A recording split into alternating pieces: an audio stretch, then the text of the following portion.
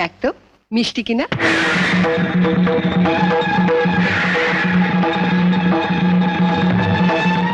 এটা কি হলো? আপনি তো একটু আগে বড়দির ঘরে বলে এলেন মা, যার স্বামী যেমন রোজগার করবে তার ঘরে তেমন খাওয়া দাওয়া হবে। আপনার স্বামী তো মাত্র 150 টাকা পেনশন পায় মা। আপনার যদি এতই ফল খাবার শখ হয় মা, বাবাকে বলুন না রোজগার বাড়াতে। নয়তো এর পরেও যদি আপনার ফল খাওয়ার শখ হয়, তাহলে বাজার থেকে 20 পয়সা দিয়ে কুল কিংবা পানি ফল এনে খাবেন, কেমন?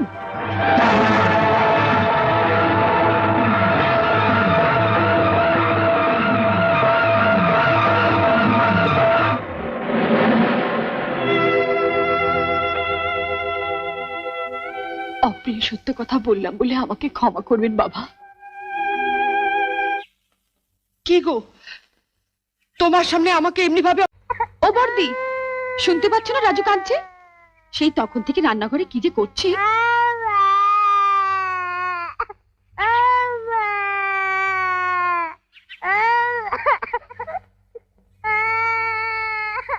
ও বর্দি, এক মা হয়েছে, ছেলের দিকে যদি এতটুকু নজর দেয়। কি হলো?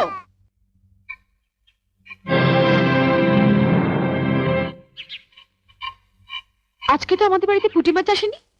এই পুঁটি মাছ এলো কোত্থেকে? লতিকাদের বাড়িতে আজ কাজের মেয়েটা আসেনি, ওগুলো কাটতে দিয়ে গেছে। ওর নাকি আজ ঠাকুরপো এসেছে, সে নাকি পুঁটি মাছ খেতে খুব ভালোবাসে। এদিকে তোমার অসুস্থ ছেলে খিদের জ্বালায় কাঁদছে, আর তুমি লতুর ঠাকুরপোকে পুঁটি মাছ খাওয়ানোর জন্য। সব কথাতে এভাবে হেসো না তো। ওঠো ওঠো বলছি। তুই তো লতুকে চিনিস, এসে যদি দেখে মাছ কাটা হয়নি। সে আমি বুঝবো, তুমি হাত ধুয়ে ছেলের কাছে যাও। না ছোট, আমি কেটেই যাব। তোমার অসুস্থ ছেলে দিব্যি বর্দি, এর পরেও যদি তুমি একটা মাছও বটিতে ছোঁয়াও, তাহলে তুমি জানবে তোমার ছেলের গলায় বটি বসালে। এ তুই কি দিবি দিলি ছোট?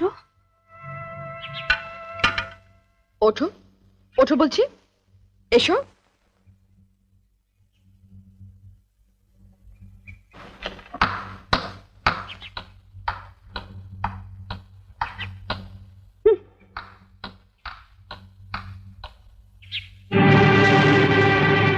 বড় বৌদি, বড় বৌদি, ও বড় বৌদি। বড় বৌদিকে কেন? দরকার আছে। কি দরকার আগে আমাকে বলো। তোমায় কেন বলবো?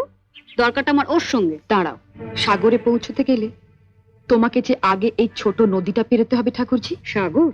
আজ আমিও দেখব ওই সাগরে কত জল আছে। কি রে লতু, কি হয়েছে? এত চেঁচামেচি কিসের? দেখো না মা, কতদিন বাদে আমার ঠাকুরপো এলো।